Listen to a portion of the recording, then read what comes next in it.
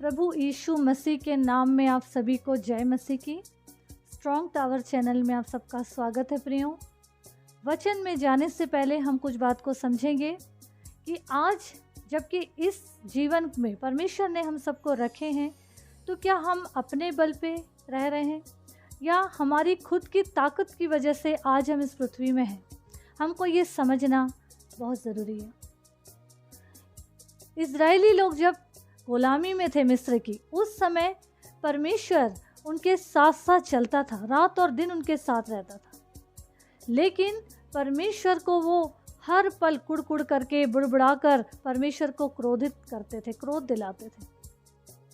लेकिन हम अगर वचन से देखें, वो उनका जो दिमाग था, उनकी जो सोचने की शक्ति थी, वो इतनी थी कि हम जो कुछ करते हैं हम करते हैं, हमारी ताकत। अगर हम वचन में से देखें तो दूसरा तिमोथी 2 अध्याय उसका अगर हम 19 पद पढ़ेंगे तो उसमें क्या लिखा है, तो भी परमेश्वर की पड़ी नींव बनी रहती है और उस पर यह छाप लगी है कि परमेश्वर अपनों को पहचानता है और जो कोई प्रभु का नाम लेता है वो अधर्म से बचा रहे। तो हमको ये समझना है कि परमेश्वर के बलवंत हाथ के नीचे, परमेश्वर की ताकतवर हाथ के नीचे हमको दीनता से रहना है और अपनी शक्ति, अपने अधिकारियों की शक्ति, अपने पैसों की ताकत, अपने दौलत शोहरत की ताकत हमको प्रभु परमेश्वर पिता, प्रभु यीशु मसीह की ताकतों पर और उस पे ही घमंड करना है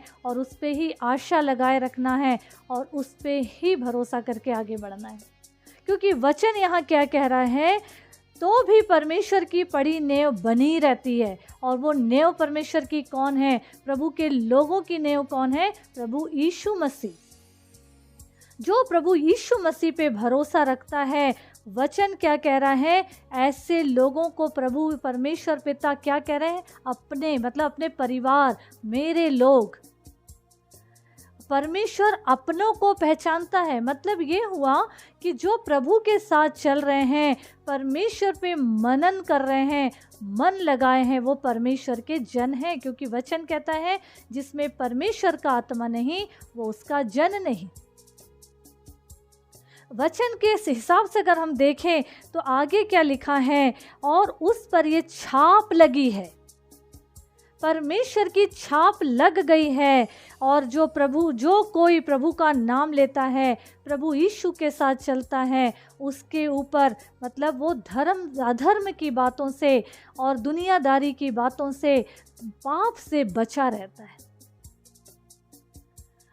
आज हम घमंड करें तो सिर्फ प्रभु परमेश्वर, प्रभु यीशु मसीह पे घमंड करें। और वो घमंड का कारण है प्रियो, बार बार हम प्रभु के वचनों को अगर देखें तो वचन क्या कहता है, इफिसियों 1 अध्याय उसका 2 पद में, हमारे पिता परमेश्वर और प्रभु यीशु मसीह की ओर से तुम्हें अनुग्रह और शांति मिलती रहे। लोग जिनकी नींव प्रभु यीशु मसीह है, उनके जीवन में अनुग्रह प्रभु का और शांति बनी रहेगी।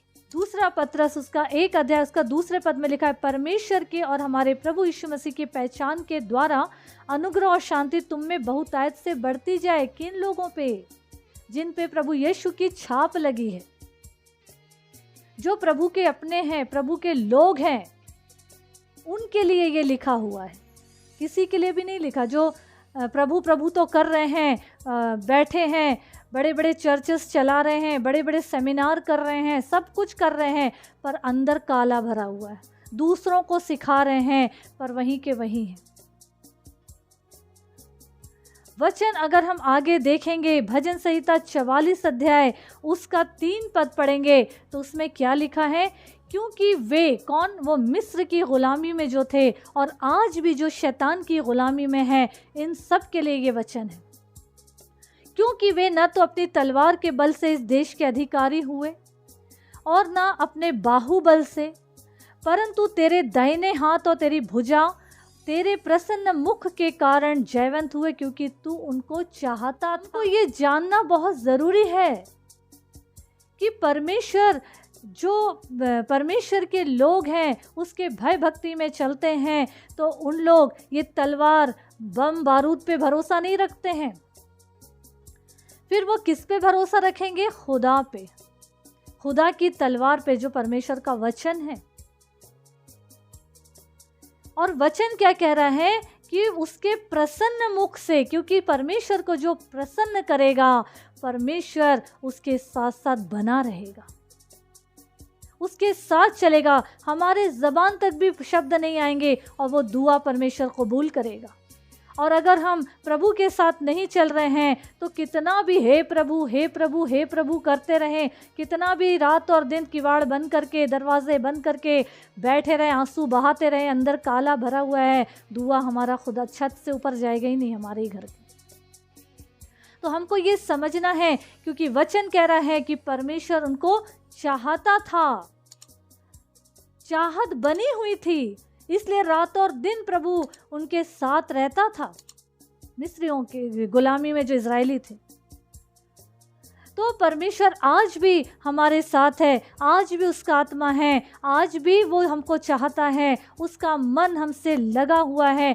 इसीलिए तो वो कहीं बाहर नहीं रहता, किसी भवन में, किसी पत्थर में नहीं रह रहा है, किसी पत्थर के बनाए हुए घर में, मकान में नहीं, लेकिन उसने अपने रहने के लिए स्थान हमारे आत्मा को, हमारे दिल को चुना, हमारे अंदर आ गया, ताकि हमारे जीवन में हर पल उसका आत्मा, पवित्र आत्मा बने रहे और हम हमेशा उसके साथ साथ चलते रहें। प्रियो, उसकी चाहत को हम विचार में लाएं, उसके प्रेम को हम सोचें कि उसने हमारे लिए क्या किए हैं। वचन एक याद रखना है हमको बस, कि हमको संसार छोड़ देंगे, त्याग देंगे, लेकिन प्रभु न हमें कभी छोड़ेंगे न कभी त्यागेंगे। वो हमेशा मृत्यु तक और उसके बाद भी अगर हम प्रभु के साथ चल रहे हैं तो हमारे साथ साथ रहेंगे और हम उसके राज के अधिकारी हो जाएंगे, क्योंकि उन्होंने हमको अपने वारिस होने का और अपने साथ राज करने का अधिकार दिए हैं। प्रियो, तो हमको ये समझना और जानना बहुत ज़रूरी है कि आज हम किस पे भरोसा कर रहे हैं, कौन सी ताकत पे भरोसा कर रहे हैं। क्या संसार पे, तलवार पे, बम बारूद पे, मिसाइल्स पे, सेनाओं पे? नहीं, अब हमको ये सारी बातों को त्यागना है, संसार के चीज़ों पे मन नहीं लगाना, संसार की जो ताकतों के बारे में, सोर्स के बारे में नहीं सोचना है। सिर्फ परमेश्वर प्रभु यीशु मसीह पे मन लगाइए और उसकी चाहत को पहचानिए और उसकी पहचान में हर पल आगे बढ़ते जाइए। प्रभु इस वचन के द्वारा हम सभी को आशीष दे। आमीन, आमीन।